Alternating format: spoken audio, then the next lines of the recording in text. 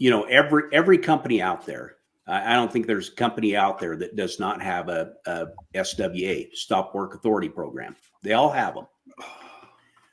And I think this ties right into everything we've been discussing here. Most of these incidents that happen, most of them, when we're talking about on-the-job injuries and fatalities, the highest percentage of them occur with contact. That's the one that traditionally, for the last 50 years that I've been around, has been the one that causes the most SIFs, right? And in most of the cases, the guy that got involved in that incident, was not alone. There's people around, right? So a large percentage of these happen with people with them. So when they happen, one of two things or both is happening. Either people aren't watching, or they're not speaking up. They're not saying anything. And I found a study that was done by a consulting firm out of Texas, and they went out and they interviewed 2,600 people across the nation in every industry that they, and they compiled all this data.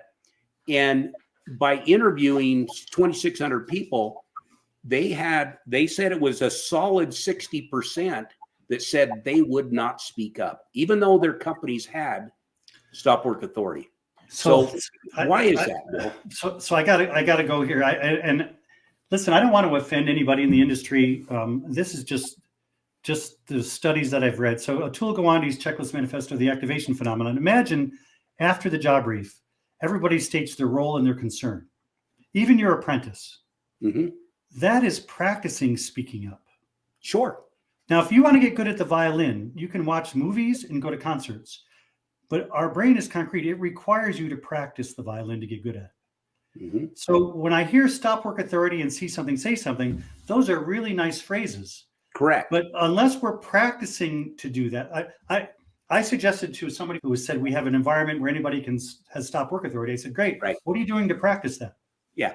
And they said, well, what do you mean? I said, well, Monday morning at 10:05, have your apprentice stop the job.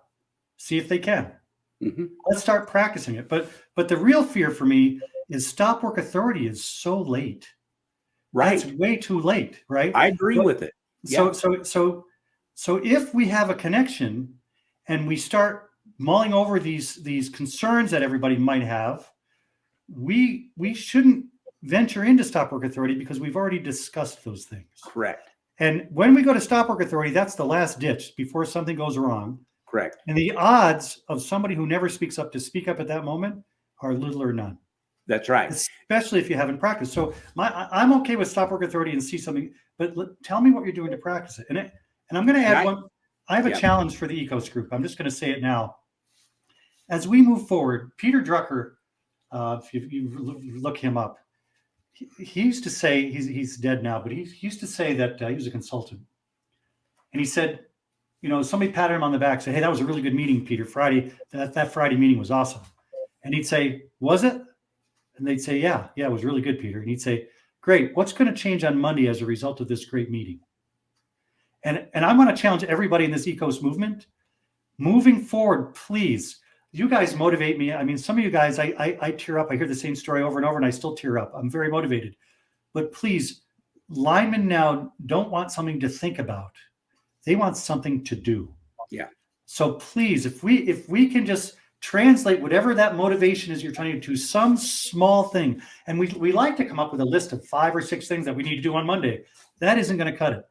It has to be simple enough that some small change occurs on Monday. Mm-hmm. So for example, I'm having the crews for 3 minutes at the end of the job brief after they sign it, because of course, once you sign for the job brief, that's the same as when you sign for your dinner or your pair of jeans you just bought, and you're done with that, right? Psychologically, signing is the worst thing you can do.